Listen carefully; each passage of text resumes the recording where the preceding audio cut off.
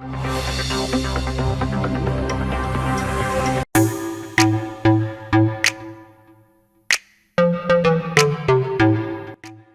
نے ملک بھر میں موٹر سائیکلوں کے لیے کم معیاری پیٹرول متعارف کروانے سے متعلق تجاویز پر غور کرنا شروع کر دیا ہے تاکہ بڑھتی ہوئی قیمتوں کی وجہ سے موٹر سائیکل مالکان کو کم قیمت پر ایندھن فراہم کیا جا سکے۔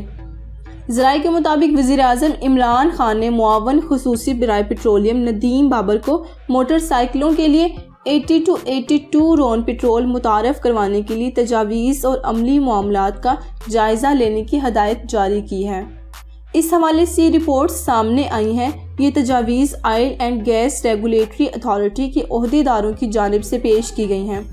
پاکستان 2 سال قبل عالمی ایندھن کے معیار پر پورا اترتے ہوئے 87 رون سے 92 رون پیٹرول پر منتقل ہوا تھا اور کم از کم 3 دہائیوں سے غیر معیاری 82 رون پیٹرول کا استعمال ترک کر چکا ہے۔ ریسرچ اوکٹین نمبر ایندھن کے معیار کا پیمانہ ہے اور عام طور پر زیادہ رون والا ایندھن ہی صاف اور بہتر معیار کا مانا جاتا ہے۔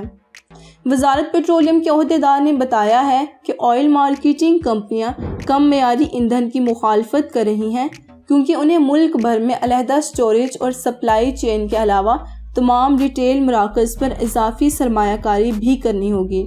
تاہم اس معاملے پر سینٹ کی قائمہ کمیٹی برائے پیٹرولیم میں غور کیا جائے گا۔